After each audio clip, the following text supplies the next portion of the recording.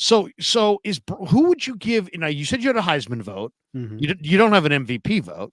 I don't have an MVP vote. Who has the MVP vote? Did have an MVP vote. What do you think? I mean, would you give it to right now? The favorite for the MVP is Dak Prescott. They played head to head in that game. Brock had 4 touchdowns, no picks. Prescott had 1 touchdown and 3 picks. Niners beat the Cowboys and they beat them big. Now, obviously, they're going against different defenses that night. Who deserves the MVP more between Prescott and Purdy if it came down to those two guys? I think they're both deserving, first of all. I'd vote for Brock, or like I told you, I'd probably vote for McCaffrey if I had to vote. But when you look at Brock's numbers, they're comparable, and his difficulty of opponents much higher. I mean, their opponent, whatever DVO. I mean, I think if you go through the strength of schedules, it's different. The DVOAs, right. It's significant. So, like from that standard, if you started this year with a totally blank slate, I guess the other major difference between them, right, is that Dak throws the ball a lot more. Dak has like 100 more pass attempts than Brock. But from a yardage standpoint, it's 50 more yards. And I also think, Brock gets knocked. It's not like Dak's playing with nobodies either. Like CeeDee Lamb was drafted ahead of Brandon Ayuk. Right. Who would Shanahan have drafted if both were on the board? Maybe he would have taken Ayuk. But he might have taken, he would have liked CeeDee Lamb. They had a really tight relationship with Lynch and Herm. I know. So I think that was what swung. I'm just saying he would have liked CeeDee Lamb. Yeah. Oh, yeah. So Tony Pollard's like, he's 2 yards more per attempt. He's got 3 less touchdowns, 1 more interception. And his team is, while not winning more, winning more in the sense that they beat the other team head to head, kicked their ass. So I'd have a hard time giving it to Dak just because I've seen his career. John and I debated this. Like, I've always believed, I remember when Steph won that first MVP, you could kind of feel it coming based on the momentum from the year before. And I think sometimes it has to happen. I think it has to happen for Heisman's. Like Penix finished 8th in the Heisman voting last year, finished 2nd this year. You need some momentum coming into the year. And to me, Dak's never had any. Like Dak is 15th, give or take, in the Mike Sando quarterback tiers every year. He did have the 2021 season, right? He was excellent. That offense was incredible in 2021. So Dak has been kind of in the conversation for a long time, but he hasn't been in the MVP conversation. He's just been in the I'm an NFL Dallas Cowboy quarterback, and so I'm polarizing conversation. I do think people like Dak, like as a guy, I think he's worthy of, if you had to give somebody a break, give Dak a break, that type of thing. It doesn't hurt that he's Dallas's quarterback. I think it's pretty telling that he is the favorite now. Here's the argument I would understand on Dak also. Is I don't think no MVP voter, I definitely feel this way about the Heisman, but when you vote for the Heisman, you're not really concerned about what this guy becomes as a pro. It's not about that. Right. I do think if you vote for the Heisman, you don't want to look back in 5 years having been the guy that voted for like Peyton Hillis or Colin right, or, like a guy that's not, or Wentz, right? Like giving Wentz an MVP, although he had an MVP year. But you want it to stand up to history. And I do think when you're voting a guy that's got a track record, even though it's not an elite track record, it's a pretty damn good track record with Dak.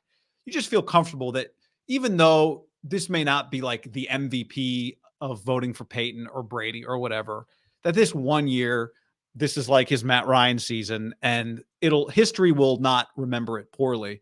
You're afraid that you vote for Brock, and then Brock in 3 years isn't a franchise quarterback, and you're like, oh my God, can you believe we gave the MVP to that guy?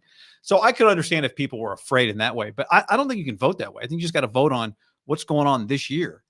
And this year is every bit deserving. And I think the numbers, like, I don't see where the numbers favor Dak.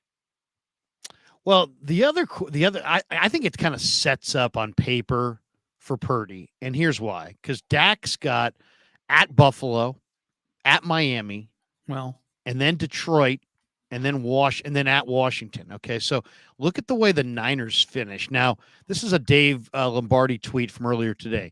EPA per play ranks of the Niners' pass defenses that they face this. Arizona's 31st, Washington's 32nd, and then Baltimore is second in football. So it almost, I feel like it could come down to how Brock Purdy does on Christmas night at Levi's against that Ravens defense. If he carves them up like a Thanksgiving turkey and puts up 300 yards and the Niners win big, I think it's his award to lose. I think it's absolutely required that he does that. I disagree that it sets up for him, though. I think it's the reverse. I think it sets up for Dak. I think so much of it comes down to eye test. And when you're playing the teams that Dak is going to play, if you throw for 300 yards and 3 touchdowns, you're just going to get, and you should. It's the way it's worked for, it's the argument we're making for Brock to this point that he's played better teams. And so it sets up for Dak to go win it because of who he plays. Now, he could lose it if they lose games, which is possible.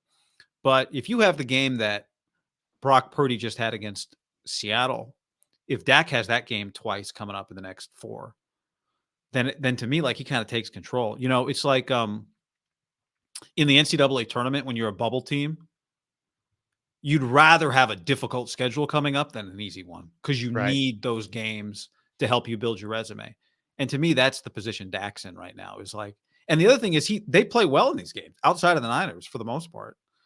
Remember, one of their loss was like Arizona early in the year. It was like, that's embarrassing, but I bet he plays well in these games. So I think it sets up better for Dak than it does what's for the Brock. key for Dak, Guy? Because it's like, it seems to me that he's turning the ball over less, and he seems like he's running more. Is that his combination? I mean, and they maybe are not throwing it as far downfield as they have in the past. I'm not sure what I saw a graph today that said, I don't remember who posted it, that he's just as explosive as last year with less turnovers. I mean, I bag on McCarthy from time to time, and some of it's tongue in cheek. I think they manage the game poorly, but Mike's a really good offensive coordinator, and they replaced Kellen Moore last year with Mike McCarthy. I mean, maybe that's the difference. I mean, are you a fan of Kellen Moore as an offensive coordinator? I mean, what is your thoughts? I don't know. I'm a fan of Kellen Moore as a Boise State quarterback, but no, seriously, he was good back in the day. But there's not a lot of evidence. I mean, the thing, Herbert's out for the year now. Another wasted Herbert year is pitiful. And the fact that, Dallas looks the way they look with McCarthy taking over, I don't think it bodes well. Now, Kellen's a high level guy, but I don't know. It's felt like he was about to be a head coach, and it doesn't feel like that anymore.